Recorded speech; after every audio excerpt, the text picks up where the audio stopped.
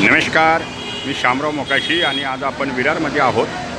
पालघर जिल्ह्यातील सर्व जनतेनं हा व्हिडिओ ऐका आणि प्रत्येकाला शेअर करा आणि रिक्षा टॅक्सीवाल्यांनी तर जरूर व्हिडिओ मूचवाला मोकाशी यूट्यूबचे ऐकत जावा आणि शेअर करत जावा, जेणेकरून आरटीओचे काय कायदे आहेत किंवा काही तुम्हाला तकलीफ होते त्या यूट्यूबमधून तुम्हाला माहिती पडेल।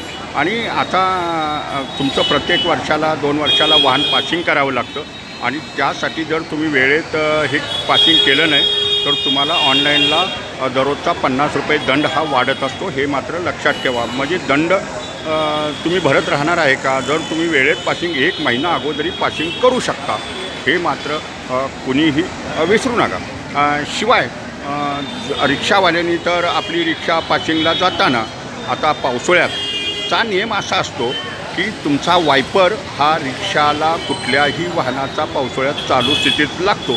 शिवाय रिक्षा हे मोकळं वाहन असल्यामुळं प्रवाशांच्या संरक्षणासाठी तुम्हाला पडदे हे कापडी पडदे हे लागत असतात। आणि जर तुम्ही पासिंगला आता पावसाळ्यात म्हणजे जात असला तर तुम्हाला पडदे नसतील आणि तुमचा वायपर बंद असेल, मग तुमचा हँड वायपर असून द्या, मोटारचा नसला तरी चालेल, पण हँड वायपर तुमचा चालू हवा आहे आणि पडदा तुम्हाला रिक्षाला हवा आहे न। आणि जर ह्या 2 गोष्टी नसतील, तुमचे हेडलाईट नसेल किंवा तुमचे ब्रेक बराबर नसतील, तुमच्या सर्व गाडीची कंडिशन व्यवस्थित नसतील, पेपर नसतील, तर गाडी नाकारू शकतात।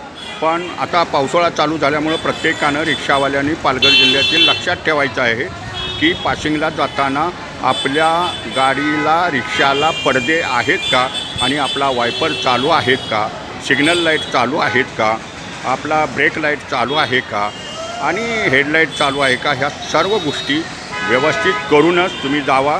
अन्यथा हे अधिकारी वायपरसाठी किंवा पडद्यासाठी तुमचं फिटनेस नाकारू शकतात, हे मात्र तुम्ही विसरू नका। पालघर जिल्ह्यातील प्रत्येकानं हा व्हिडिओ शेअर करा, ज्यांनी हा व्हिडिओ पाहिल त्यांनी सर्वांना कळण्यासाठी आणि तुमचा वेळ वाचण्यासाठी, तुमचा दंड वाचण्यासाठी प्रत्येकाला व्हिडिओ शेअर करा। आणि मूचवाले मोकाशी यूट्यूब तुम्ही पाहत राहत जावा। धन्यवाद। मूचवाले मोकाशी यूट्यूब पहा, लाईक करा, शेअर करा, सबस्क्राईब करा। धन्यवाद।